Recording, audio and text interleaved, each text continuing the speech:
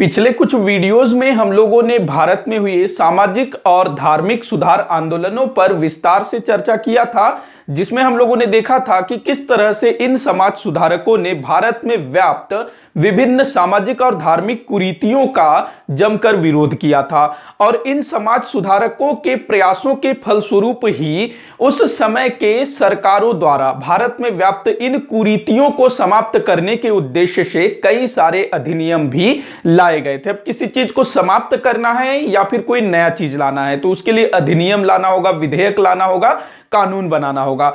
तो उस समय के जो समाज सुधारक थे, चाहे वो राजा राम मोहन राय जी हों, ईश्वर चंद्र विद्यासागर जी हों, या फिर केशव चंद्र सेन जी हों, D.K. कर्वे जी हों, उसके बाद ज्योतिबा फुले जी हों, तो इन समाज सुधारकों के प्रयास के फलस्वरूप ही कई सामाजिक और धार्मिक कुरीतियों के विरुद्ध उस समय कानून बन सका। तो इससे भी जो है अक्सर परीक्षाओं में प्रश्न पूछा जाता है कि कौन सा सामाजिक सुधार अधिनियम कब लाया गया था, किससे संबंधित था, किसके प्रयासों के फलस्वरूप ये हुआ था। तो अक्सर परीक्षाओं में ये पूछा जाता है। किस गवर्नर जनरल के टाइम पर हुआ था, ये भी पूछा जाता है। तो राजा राममोहन राय से लेकर के काफी सारे समाज सुधारकों के प्रयासों के फलस्वरूप कई सारे अधिनियम बने। तो एक एक करके हम लोग देखेंगे। सबसे पहले हम लोग बात करेंगे सती प्रथा की। सती प्रथा, तो देखिएगा सती प्रथा, थोड़ा सा मैं इसका इतिहास बता देता हूं सती प्रथा का। तो जो सती प्रथा है, वैसे तो हमारे भारत में सती प्रथा प्राचीन समय से ही प्रचलित थी, लेकिन इसका अभिलेखीय साक्ष्य, इसका प्रथम अभिलेखीय साक्ष्य हमको देखने को मिलता है 510 ईस्वी में। 510 ईस्वी में अपने को जो है प्रथम सती प्रथा के विषय में जानकारी प्राप्त होती है। उससे पहले से ही था, लेकिन अभिलेखीय साक्ष्य हमको जो प्रमाण मिलता है ना, ये गुप्त काल का एक अभिलेख था, एरण अभिलेख। कौन सा अभिलेख है?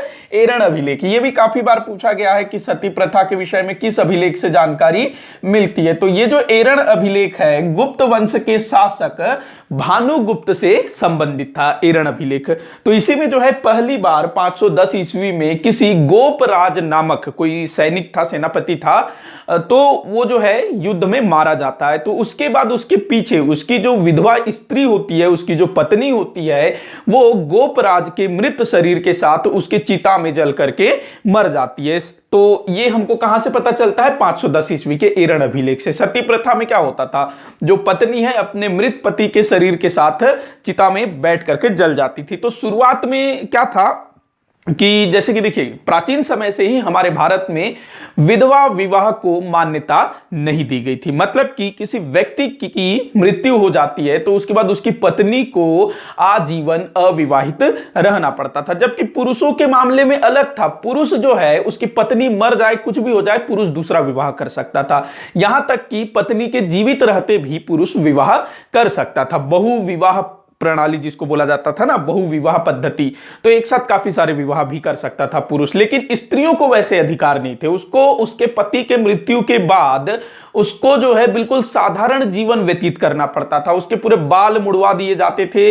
वो जो है बिल्कुल श्रृंगार नहीं कर सकती, हाथों में चूड़ी नहीं, कान में बालियां नहीं, नाक में नथनी नहीं, पाउडर लिपस्टिक लाली कुछ नहीं, मतलब बिल्कुल साधारण। इसके अलावा उसके जो कपड़े होंगे, श्वेत वस्त्र धारण करना होगा, वो भी बिल्कुल साधारण। चप्पल नहीं पहन सकती। भोजन में बिल्कुल सादा भोजन, ऐसा नहीं कि बिल्कुल वो पकवान खा रही है, पकोड़े खा रही है, ऐसा नहीं, बिल्कुल साधारण भोजन। चटाई पे सोना होगा, जमीन पे सोना होगा, चद्दर नहीं बिछा सकते, गद्दा नहीं बिछा सकते। मतलब कि एक विधवा स्त्री का जो जीवन था वो नरकमय था। हंस नहीं सकती थी, बोल नहीं सकती थी, पार्टीज में नहीं जा सकती थी। पार्टी मतलब कोई कार्यक्रम हो उसमें नहीं जा सकती थी, बिल्कुल साधारण जीवन था। तो ऐसे में क्या होता था, प्राचीन समय में जो विधवा स्त्रियां होती थी वो स्वेच्छा से ऐसे नरकमय जीवन को जीने से अच्छा वो अपने पति की चिता में जल करके मर जाना अच्छा समझती थी।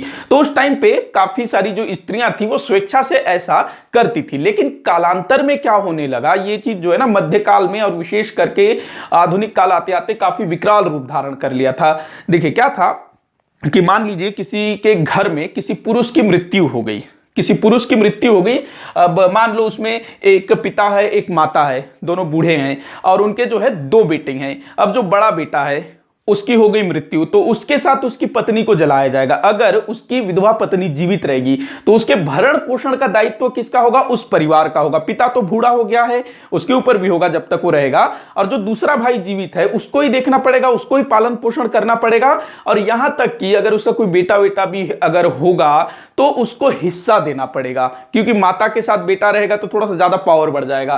तो कई सारी चीजें थी, मतलब विधवा स्त्री का भरण पोषण करने से बचने के लिए भी कई सारे लोग जो है जबरदस्ती स्त्रियों को सती होने के लिए बाध्य करते थे।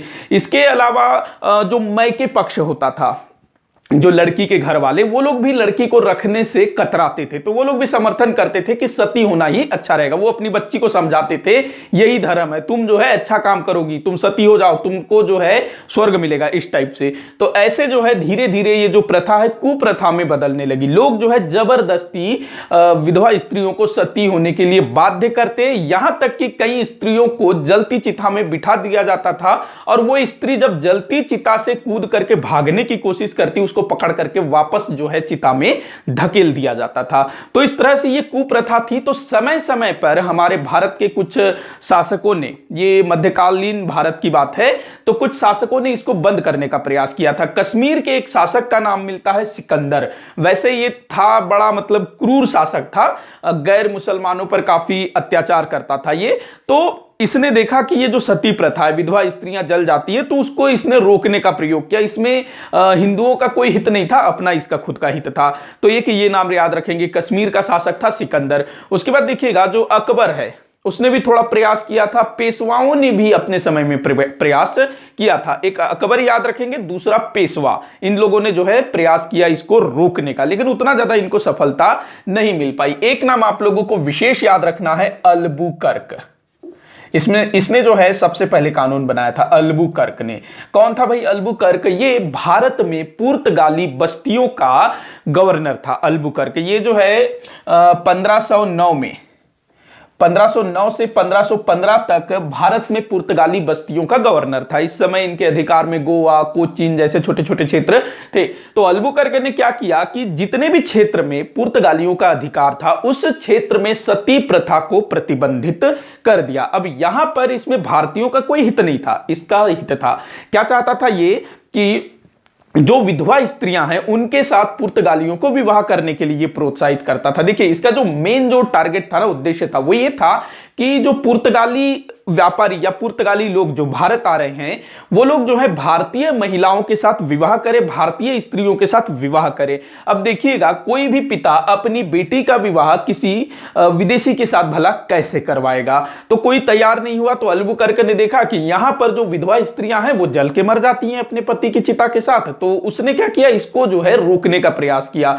अब जो विधवा स्त्री सती नहीं होगी तो उसको उसके परिवार वाले भी नहीं अपनाएंगे, उसके मायके वाले भी नहीं अपनाएंगे, तो उसको जो है अल्बुकर्क अपने कब्जे में ले लेता, अपने सिपाहियों का उससे विवाह करवा देता, ताकि आगे चल करके जो संतान उत्पन्न होंगे, कौन होंगे? वो पुर्तगाली, तो वो लोग फिर इनके लिए काम करेंगे, इस टाइप से। तो अल्बुकर्क पहला यूरोपीय था जिसने सती प्रथा के विरुद्ध कानून बनाया था। तो ऐसा डायरेक्ट क्वेश्चन भी पूछा जाता है कि सती प्रथा को समाप्त करने वाला प्रथम यूरोपीय कौन था? तो वहां आपको अल्बुकर्क लगाना है, देखिए ध्यान रखेंगे, ये मुगलों से भी पहले। इसके बाद अकबर है, पेशवा है, इन लोगों ने भी प्रयास किया था। इसके अलावा कुछ ब्रिटिश ईस्ट इंडिया कंपनी के गवर्नर जनरलों ने भी सती प्रथा के विरुद्ध कानून बनाने का प्रयास किया था। एक नाम कार्नवालिस, वही स्थायी बंदोबस्त वाला जिसने तृतीय आंग्ल मैसूर युद्ध भी लड़ा था। तो उसने सती प्रथा को रोकने का प्रयास किया था, लेकिन ज्यादा उसको सफलता नहीं मिल पाई थी। उसके बाद लॉर्ड हेस्टिंग्स वही जिसके समय में आंग्ल नेपाल युद्ध हुआ, तृतीय आंग्ल मराठा युद्ध हुआ, पिंडारियों के साथ युद्ध हुआ। तो उस हेस्टिंग्स ने भी इस सती प्रथा जैसे कुप्रथा के विरुद्ध कानून बनाने का प्रयास किया, लेकिन उसको भी सफलता प्राप्त नहीं हुआ। तो सफलता किसको प्राप्त हुआ? लॉर्ड विलियम बेंटिक को। लॉर्ड विलियम बेंटिक, ये जो लॉर्ड विलियम बेंटिक था, ये बंगाल का गवर्नर जनरल था। कब से कब तक था?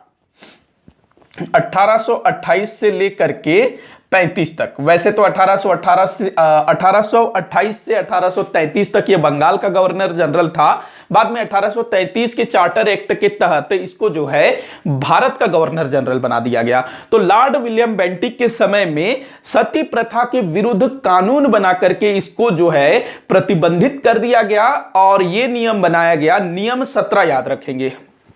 1829 में इसको प्रतिबंधित किया गया था। 1829 नियम 17 के तहत, नियम 17 के तहत कानून क्या था कि कोई भी व्यक्ति अगर किसी जीवित स्त्री को सती होने के लिए बाध्य करता है, उसको प्रेरित करता है, तो उसको जो है मानव वध का उस पर मुकदमा चलेगा, मानव वध का केस चलाया जाएगा उस पर। तो ये 1829 में नियम 17 के तहत, और ये बंगाल में हुआ था, बंबई और मद्रास में ना 1830 में इसको लागू किया गया था। तो 1829 में केवल बंगाल में। अच्छा, लॉर्ड विलियम बेंटिक, इसको सती प्रथा के विरुद्ध कानून लाने के लिए प्रेरणा कहां से मिला? तो बंगाल में एक व्यक्ति थे जिनके बारे में हम लोगों ने पिछले कुछ वीडियो में चर्चा की थी, राजा राम मोहन राय।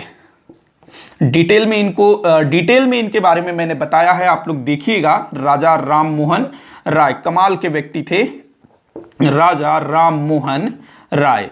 तो देखिएगा, जो राजा राम मोहन राय थे, इन्होंने ब्रह्म समाज की स्थापना की थी 1828 में।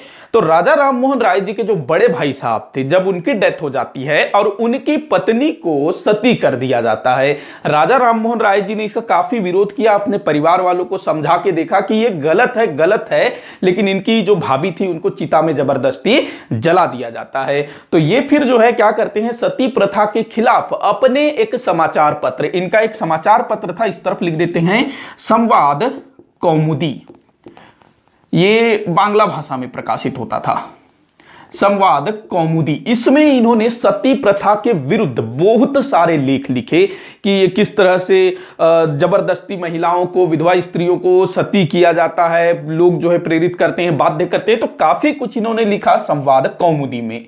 तो कहते हैं कि लॉर्ड विलियम बेंटिक जो है राजा राम मोहन राय और संवाद कौमुदी में इनके लेखों से बड़े प्रभावित हुए और उन्होंने जो है 1829 में इस कुप्रथा को खत्म करने का ठान लिया और नियम 17 के तहत इसको प्रतिबंधित कर दिया गया। तो ये ध्यान रखिएगा। अच्छा, राजा राम मोहन राय जी के साथ एक और नाम याद रखेंगे, द्वारकानाथ टैगोर। द्वारकानाथ टैगोर ये कौन थे?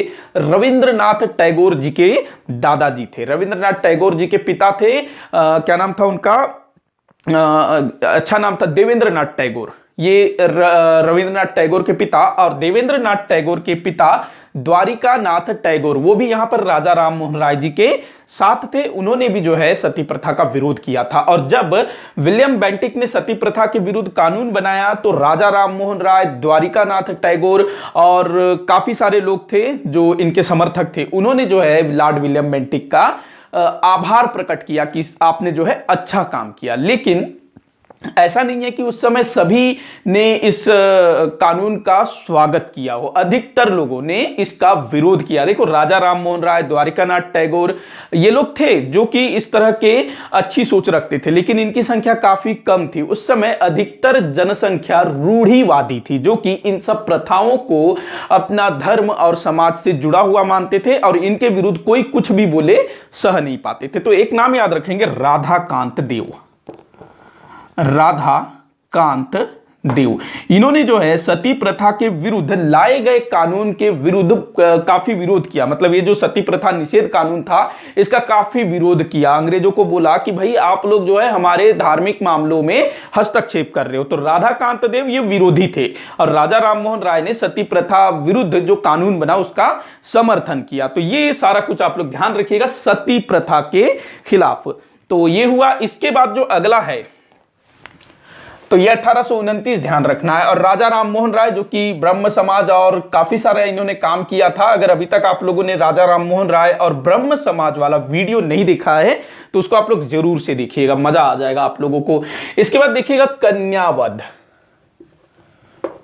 कन्यावध क्या था? कन्यावध तो देखिएगा आज भी ना हमारे भारत में कई सारे समाज, कई सारे परिवारों में कन्या के जन्म को अशुभ माना जाता है। आज भी अधिकतर परिवारों में ये सोचा जाता है कि भाई लड़का हो, पुत्र हो, वही हमारा तारणहार होगा, वही हमारा बुढ़ापे का सहारा होगा। यही जो है लोग आज भी काफी सारे लोगों की, यहां तक कि पढ़े लिखे लोगों की भी यही सोच है। तो ये चीज जो है आज भी नहीं बदला है, लेकिन आज जो है इस टाइप का चीज नहीं होता है कि अगर लड़की का जन्म हुआ तो उसको मार दिया जाए। लेकिन पहले क्या होता था, अधिकतर ना ऊंची ऊंची जातियों में ये होता था, जैसे राजपूतों में भी होता था काफी ये चलन। तो कन्यावध में क्या होता था, जैसे ही लड़की का जन्म हुआ, उस टाइम पे तो ऐसा कोई चीज था नहीं कि पहले से पता चल जाए कि भाई लड़की है कि लड़का है। आज तो टेक्नोलॉजी है, लोग क्या करते हैं, गर्भपात करवा देते हैं। आज के समय में चेक करवाते हैं कि भाई अंदर लड़का है कि लड़की है। भाई जो भी है ईश्वर द्वारा दिया जा रहा है उसको एक्सेप्ट करो। नहीं, वो लोग चेक करवाएंगे और अगर लड़की है तो उसको मरवा डालेंगे, गर्भ में ही, बाहर आने भी नहीं देंगे। तो उस समय ऐसी चीजें नहीं थी। तो जैसे ही बच्ची का जन्म होता था, क्या करते थे ये लोग, उसको जो है कई सारे समाजों में कई ऐसे उदाहरण मिलते हैं कि उस कन्या को ना बाकायदा थोड़ा सा पूजा पाठ किया जाता था कि हे ईश्वर, आपने हमको कन्या दिया, इसको हम लोग जो है स्वीकार नहीं करते हैं, इसको हम आप लोग को लौटा रहे हैं। इस तरह से बोल करके भी मारा जाता था। दूध लिया जाता था बर्तन में, उसमें डुबो दिया जाता था। दूध को पवित्र माना जाता है ना, ये हम आपको ही समर्पित कर रहे हैं, इस टाइप से। कई लोग जो है भूखा रख देते थे, भूखा छोड़ देते थे, और मतलब ज्यादा तकलीफ ना हो, नहीं तो लोगों में भी बातें होती है कि अपनी बेटी को गर्दन काट दिया, इस टाइप से। तो भूखा रखना या कुछ तरीके से मार दिया जाता था। तो ये जो कुप्रथा है बहुत ज्यादा प्रचलन में था। तो इसके विरुद्ध काफी सारे प्रयास किए गए। एक तो था 1795 में बंगाल नियम। 1795 में जो आया बंगाल नियम, इसके तहत इसको रोकने का प्रयास किया गया, बंगाल नियम के तहत। इसके बाद 1804 में नियम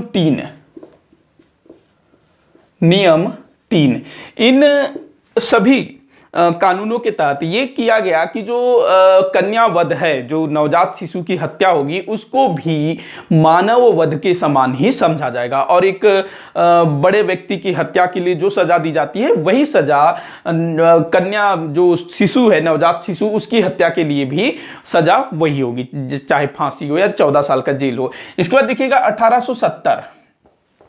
1870 में एक कानून बनाया गया, जिसके तहत यह बोला गया कि जिसको भी लड़का हो या लड़की हो, इसकी सूचना सरकार को देनी होगी। देखिए आज भी जो है ना, हॉस्पिटल्स में, यहां तक कि घर में भी अगर किसी का बच्चा होता है तो सारा डाटा जो है सरकार के पास होता है, आंगनबाड़ियों के जरिए, अस्पतालों के जरिए। तो ये चीज है। तो 1817 में बोला गया कि भाई जो भी हो, लड़का हो लड़की हो, आपको सूचना देना होगा। तो ये कन्यावध, तो इसको ध्यान रखेंगे। और इस चीज का लॉर्ड विलियम बेंटिक ने भी काफी विरोध किया था, कन्यावध का। और उस समय के जो समाज सुधारक थे, उन्होंने भी इस चीज का विरोध किया था। इसके बाद देखिएगा दास प्रथा। दास प्रथा हमारे भारत में वैसे तो दास प्रथा प्राचीन समय से ही प्रचलित थी, और ऐसा नहीं है कि दुनिया के दूसरे हिस्से में, अंग्रेजों के यहाँ भी प्रचलित थी ये चीज, पूरी दुनिया में प्रचलित थी। हमारे भारत में तो ठीक ठाक स्थिति था दास प्रथा का, बल्कि दूसरे जगह पाश्चात्य जगत में, मतलब कि पश्चिम में, यूरोप में, अमेरिका में तो दास प्रथा का वो क्रूर रूप देखा गया है जो कोई सोच नहीं सकता। आप लोगों ने एक मूवी देखा होगा 12 ईयर स्लेव, उसमें आप लोग देखिएगा कि अमेरिका में किस तरह से गुलाम प्रथा, दास प्रथा, अच्छे व्यक्ति को भी, मतलब जो ठीक ठाक जीवन व्यतीत कर रहा है, उसको भी ले जाकर के बेच दिया जाता था और वहां पर उससे फ्री में काम करवाया जाता था। तो हमारे भारत में प्राचीन समय से यह प्रथा प्रचलित थी, लेकिन हमारे यहाँ जो दासों की स्थिति थी वो काफी अच्छी थी। उनका उतना शोषण नहीं होता था, मारा पीटा नहीं जाता था। जबकि वो जो मैं बोल रहा हूं ना 12 ईयर स्लेव, देखिएगा उसमें कैसे दासों को मारा जाता है, पीटा जाता है, तरह तरह से अत्याचार किया जाता है। तो वैसे स्थिति हमारे भारत में नहीं थी। प्राचीन समय में बात करें तो मौर्य काल, वहां भी जो है दास प्रथा था। अच्छा, मेगस्थनीज जो कि चंद्रगुप्त मौर्य के दरबार में आया था, उसने अपनी पुस्तक इंडिका में लिखा है कि भाई भारत में दास प्रथा नहीं है, जबकि उस समय दास प्रथा थी। तो इतिहासकार कहते हैं कि उसने खेतों में दासों को काम करते हुए देखा होगा, लेकिन उसको लगा होगा कि वो खेत में काम करने वाले मजदूर या फिर खेत के मालिक हैं, क्योंकि जो दास हैं वो बड़े खुश होकर के काम करते थे, गाना वाना गाते थे, इस टाइप से। तो हमारे यहाँ दासों की स्थिति ठीक थी। उसके बाद बात करें अगर हम लोग मध्यकालीन भारत की, तो मध्यकालीन भारत में भी दासों दासों की स्थिति ठीक थी। और इस बात का प्रमाण यह है कि कई सारे जो गुलाम थे वो सुल्तान तक बन गए थे, चाहे वो कुतुबुद्दीन ऐबक हो, इल्तुतमिश हो, बलबन हो। तो उस समय जो है दासों को अपनी दासता से मुक्त होने का भी अधिकार था। और आगे चल करके मुगल बादशाह अकबर, उसने तो भाई दास प्रथा को समाप्त कर दिया था। तो ये चीजें थी। जब अंग्रेज आए तो उन्होंने भी इस दास प्रथा के विरुद्ध कानून बनाने का प्रयास किया, और इसमें जो सफलता मिली, सफलता नहीं कहना चाहिए, जो अंतिम रूप से भारत में दास प्रथा का उन्मूलन किया गया लॉर्ड एलन बरो के समय। लॉर्ड एलन बरो के समय। एलन बरो, इसका कार्यकाल कब से कब तक था? तो 1842 से 44 तक 2 वर्ष इसका कार्यकाल था। 1843 में इसने जो है भारत से पूर्ण रूपेण दास प्रथा को समाप्त कर दिया। इससे पहले भी, मतलब क्या कहते हैं, इससे पहले भी जो है दास प्रथा को रोकने की कोशिश की गई थी। कब? एक तो 1789 याद रखेंगे, 1789। इस समय कौन था गवर्नर जनरल बंगाल का? Lord Cornwallis. देखो आपको ना गवर्नर जनरल, कौन सा गवर्नर जनरल कब से कब तक शासन किया, ध्यान रखना है। तो 1789 की स्थिति में लॉर्ड कॉर्नवालिस बंगाल का गवर्नर जनरल था। तो इस समय एक कानून बनाया गया कि भारत से दासों का निर्यात नहीं किया जाएगा, मतलब कि भारत से दासों के निर्यात को प्रतिबंधित किया गया लॉर्ड कॉर्नवालिस के समय 1789 में। इसके बाद देखिएगा 1811 इसमें भी जो है दास प्रथा को रोकने का प्रयास किया गया। फिर 1823 में भी कोशिश किया गया। इसके बाद देखिएगा 1833 में चार्टर एक्ट आया था। तो 1833 के चार्टर एक्ट में बंगाल के गवर्नर जनरल को, जो कि भारत का गवर्नर जनरल बना दिया गया, तो 1833 में गवर्नर जनरल को आदेश दिया गया कि तुम शीघ्र से शीघ्र, जल्दी से जल्दी भारत से दास प्रथा का उन्मूलन करो। तो उस समय लॉर्ड विलियम बेंटिक था भारत का गवर्नर जनरल। तो उसने कुछ किया नहीं, प्रयास किया था उसने, लेकिन सफल नहीं हो पाया।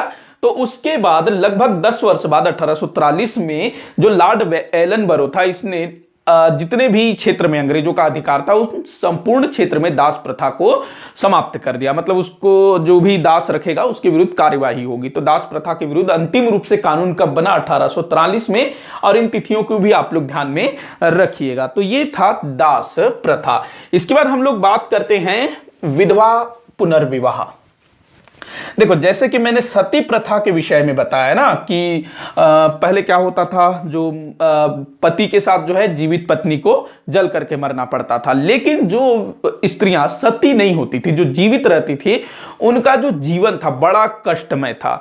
तो 1829 में सती प्रथा के विरुद्ध कानून बनाया गया। तो जो सती प्रथा, मतलब जो सती होने वाली जो घटनाएं हैं, उसमें बहुत ज्यादा कमी तो नहीं आती है, लेकिन फिर भी लोग जो है धीरे धीरे जागरूक भी होना शुरू हो जाते हैं, और एक कानून का भी डर था। तो थोड़ा बहुत ये जो है कम होना शुरू हो जाता है। अब समस्या ये आती है कि जो विधवा स्त्रियां हैं उनका क्या, मतलब उनको विवाह करने का तो अधिकार था नहीं, और ये अधिकतर उच्च वर्गों में ही होता था ये चीजें, मतलब कि विधवा विवाह नहीं कर सकती। बाकी जो निम्न वर्ग के लोग थे तो उनके में विधवाओं को दोबारा विवाह करने का अधिकार होता था। जो जनजातीय लोग थे उनमें भी विधवा को विवाह करने का अधिकार होता था। अधिकतर ना उच्च वर्ग, उसमें ही इस टाइप की प्रथाएं बहुत ज्यादा प्रचलित थी।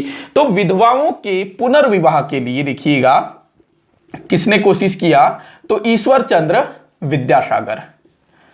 विधवा विवाह, ईश्वर चंद्र विद्यासागर का नाम याद रखना है आप लोगों को। काफी बार पूछा गया है कि विधवा विवाह को समर्थन दिलवाने के लिए किसने कोशिश किया था? तो ईश्वर चंद्र विद्यासागर। ये ना बंगाल के थे। बंगाल में जो कलकत्ता है, कलकत्ता में जो संस्कृत कॉलेज है, वहां के आचार्य थे ईश्वर चंद्र विद्यासागर। में क्या लिख दिया? विद्यालय। तो वहां जो संस्कृत कॉलेज था उसके ये आचार्य थे, संस्कृत के आचार्य थे। और इन्होंने जो है अपने जीवन भर स्त्रियों के उत्थान के लिए काम किया। किन्होंने? ईश्वर चंद्र विद्यासागर ने। तो इन्होंने क्या किया? सन लगभग 1856 में ही 1,000 हस्ताक्षर वाला एक आवेदन पत्र तत्कालीन भारत के गवर्नर जनरल लॉर्ड डलहौजी को प्रेषित किया कि भाई हम लोग जो हैं इस विधवा विवाह के विरुद्ध कानून लाना चाहते हैं। मतलब कि विधवा विवाह के विरुद्ध नहीं, माफी चाहूंगा, विधवा पुनर्विवाह, इसको हम लोग पुनर्विवाह कर दें क्या? तब ज्यादा बेहतर रहेगा।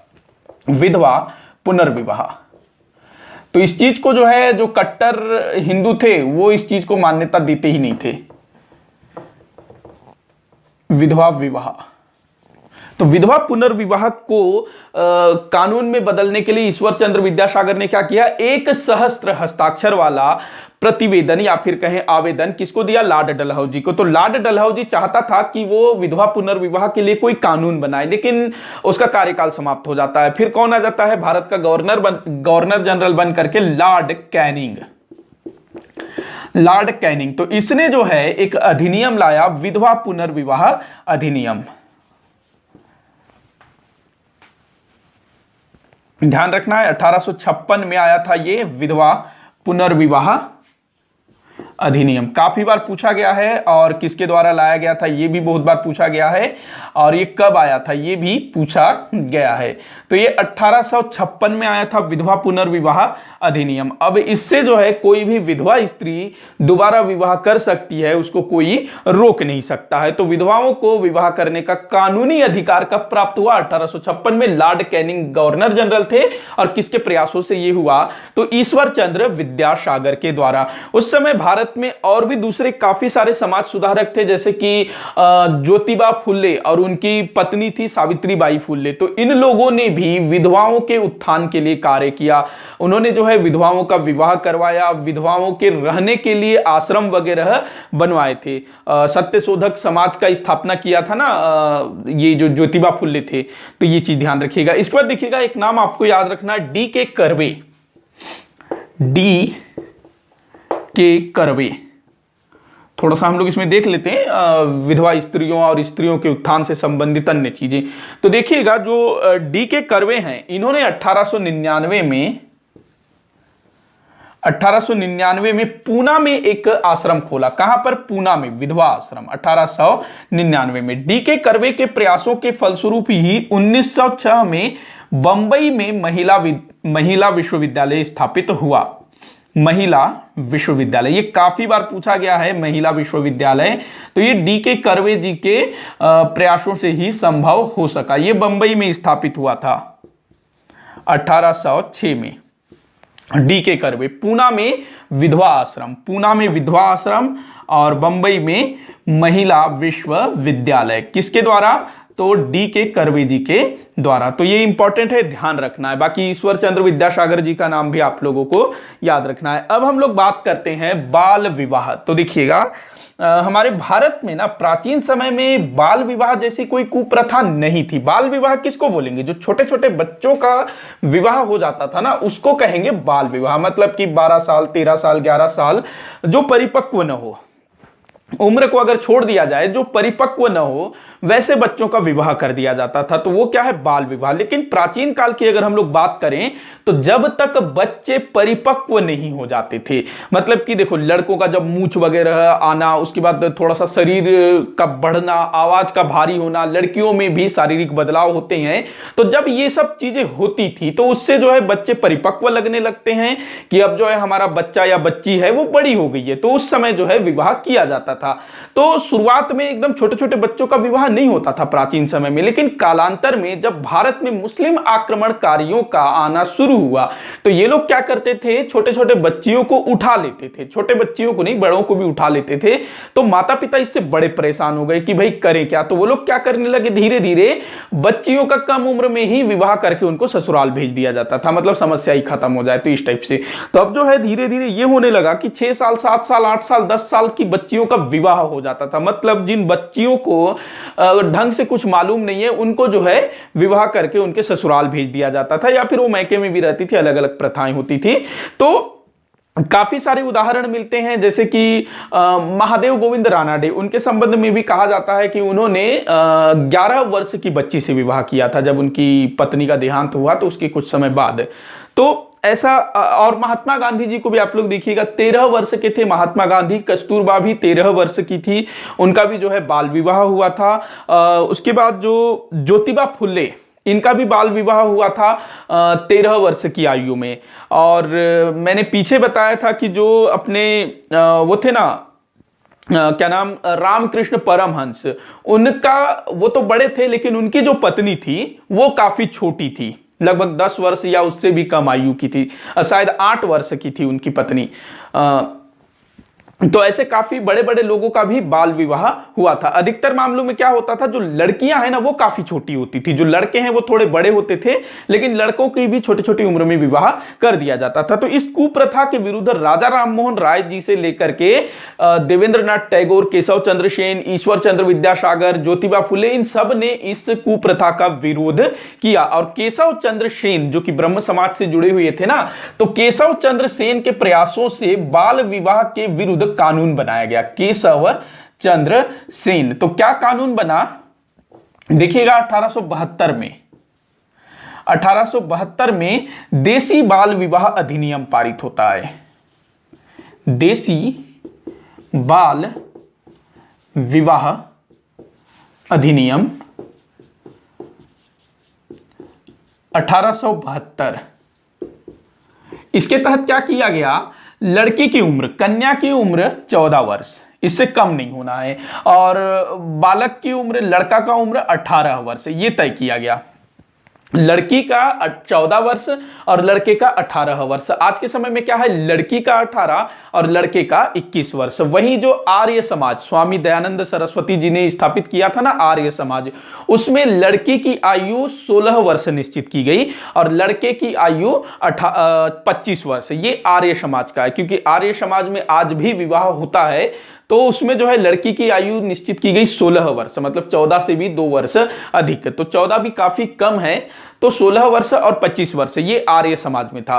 और जो कानून लाया गया देसी बाल विवाह अधिनियम 1872, तो इसके तहत जो कन्या की आयु है वो 14 वर्ष से कम नहीं होनी है, और लड़के की आयु, बालक की जो आयु है वो 18 से कम नहीं होनी है। इससे कम उम्र के बच्चों का विवाह होगा तो वो गैर कानूनी होगा। ये कब लाया गया था, 1872 में। तो देखिएगा जो महात्मा गांधी जी का विवाह हुआ था वो कब हुआ था, लगभग 1882 के आसपास में उनका विवाह हुआ था, 1882-83 में। तो उस टाइम पे वो 13 वर्ष के थे। कस्तूरबा जी भी 13 वर्ष की थी, मतलब कि इस कानून का सीधा सीधा वहां उल्लंघन हुआ था। मतलब कानून भले ही बना दिया गया था, लेकिन इसका कितना ही उस समय पालन होता रहा होगा। इसका मैं एक आपको अच्छा उदाहरण देता हूं। केशव चंद्र सेन जो जीवन भर इस चीज के लिए लड़ते रहे कि भाई छोटी छोटी बच्चियों का विवाह नहीं होना है, उन्होंने ही क्या किया, 1878 में, ये चीज मैं बता चुका हूं वैसे पहले भी, 1878 में केशव चंद्र सेन जी ने अपनी 13 वर्ष की कन्या का विवाह कुछ बिहार के राजकुमार से करवा दिया। तो इससे इनकी काफी आलोचना हुई, और जो इनका नाम था, लोग इनको काफी मानते थे केशव चंद्र सेन जी को, लेकिन इन्होंने जो कृत्य किया, खुद जो है उस चीज के पीछे पड़े हुए थे कि भाई छोटी बच्चियों का विवाह नहीं करना है, तो उन्होंने जो है अपनी 13 वर्ष की बच्ची का विवाह किया। तो इससे जो उनके समर्थक थे उनका साथ छोड़ दिए। तो ये चीज था, मतलब इस चीज का पालन उस समय कितना ही होता रहा होगा। जो इसको लागू करवाने वाले लोग हैं, जो इस चीज के लिए लड़ रहे थे, वही इसका उल्लंघन कर रहे थे। तो जो सामान्य लोग हैं उन्होंने इसका कितना पालन किया होगा। तो ये चीज है। तो ये हुआ कब हुआ, 1872 में। उल्लंघन को भी आप लोग ध्यान रखना, ये चीज पूछा गया है, मैं पीछे भी बता चुका हूं। इसके बाद देखिएगा एक और प्रथा थी हमारे भारत में, बहुपत्नी विवाह। बहुपत्नी विवाह, देखो जो स्त्रियां हैं उनके लिए तो एक ये है कि एक ही पुरुष के साथ वो विवाह करेंगी जीवन भर, और अगर उस पुरुष की मृत्यु हो जाती है, या तो उसको उसके साथ चिता में जल करके मरना होता था, या फिर विधवाओं का जीवन व्यतीत करना पड़ता था। दूसरा विवाह करने का उसको अधिकार नहीं था। लेकिन जो पुरुष थे भाई, वो अपनी पत्नी के जीवित रहते या फिर वो मर जाए कर सकते थे। मतलब कि पत्नी जीवित है, उसके बाद भी वो दूसरा विवाह, तीसरा विवाह, चौथा विवाह कर सकते थे। तो इसी को क्या बोला गया, बहुपत्नी विवाह। तो 1872 के देसी बाल विवाह अधिनियम के तहत इस बहुपत्नी विवाह को भी प्रतिबंधित किया गया। ध्यान रखेंगे इस चीज को भी। इसके बाद हम लोग बात करते हैं, अच्छा एक और है शारदा अधिनियम। चलिए मैं यही लिखता हूं, वो भी विवाह से संबंधित है। शारदा अधिनियम, शारदा अधिनियम ये कब आया था? शारदा अधिनियम काफी बार पूछा गया, ये बहुत ज्यादा इंपॉर्टेंट है। शारदा अधिनियम 1930 में आया था। शारदा अधिनियम, इस समय लॉर्ड इरविन वो थे भारत के वायसराय, लॉर्ड इरविन। तो इस समय जो है विवाह की आयु 14 वर्ष कन्या के लिए और लड़के की आयु 18 वर्ष। फिर से देखिए क्या था कि बीच में ना एक और कानून आया था जिसके तहत लड़कियों की जो उम्र है उसको कम कर दिया गया था। उसको आप लोग पहले लिखिएगा, उसके बाद इस शारदा अधिनियम को लिखिएगा। 1891 में एक अधिनियम आया था, एज ऑफ क्या था, age of content act. Age of content act, ये कब आया था? एज ऑफ कंटेंट एक्ट तो 1891 में। और इस एक्ट के तहत जो लड़कियों की विवाह की आयु है उसको घटा करके कर दिया गया 12 वर्ष। मतलब कि अब जो है 12 वर्ष तक की कन्याओं का विवाह हो सकता है, लेकिन उससे कम आयु की बच्चियों का विवाह नहीं हो सकता है। तो ये चीज कब किया गया? 1891 में। और एक चीज ध्यान रखिएगा कि जो बाल गंगाधर तिलक थे ना, जो कि स्वराज मेरा जन्म सिद्ध अधिकार है और उन्होंने काफी कुछ किया था, तो उन्होंने इस अधिनियम का विरोध किया था। मतलब उन्होंने कहा कि जो ब्रिटिश सरकार है वो भारतीयों के सामाजिक और धार्मिक मामलों में हस्तक्षेप कर रही है, ये बोलकर के इस चीज का विरोध किया था। तो ये चीज भी आप लोग ध्यान में रखेंगे। तो ये 12 वर्ष कर दिया गया था 1891 में। तो इसी के विरुद्ध जो है शारदा अधिनियम लाया जाता है सन 1930 में लॉर्ड इरविन के समय में। और क्या किया जाता है? कन्याओं की आयु 14 वर्ष कर दी जाती है और लड़कों की आयु 18 वर्ष। वैसे ना जैसे ही 20वीं शताब्दी की शुरुआत हो जाती है, मतलब कि 1900 आ जाता है, तो उसके बाद काफी चेंजेस आए थे और लड़कियों जो विवाह की जो आयु है ना, मतलब लोगों में ही एक सोच बनने लगी कि छोटे छोटे बच्चों का विवाह नहीं करना है और थोड़ा सा बड़े होने के बाद ही विवाह किया जाने लगा।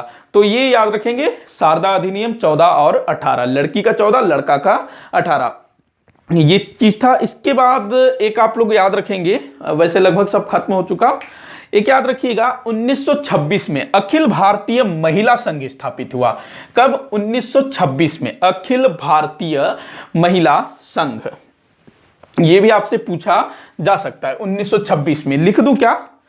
खैर आप लोग याद रख सकते हैं, अखिल भारतीय महिला संघ सन 1926 में।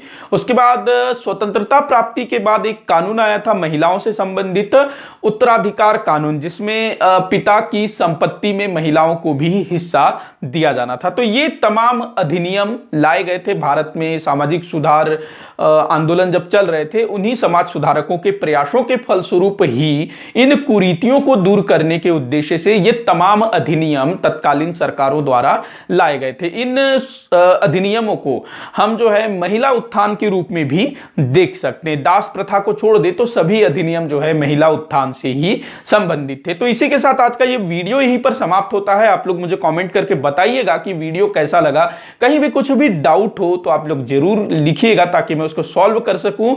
वीडियो को जितना हो सके उतना आप शेयर कर दिया करिएगा, वीडियो को लाइक करिएगा। चैनल को सब्सक्राइब नहीं किया है तो सब्सक्राइब जरूर कर लीजिएगा ताकि इसी तरह के वीडियोस आप लोगों को रेगुलर देखने को मिलता रहे। वीडियो को आखिर तक देखने के लिए बहुत बहुत धन्यवाद।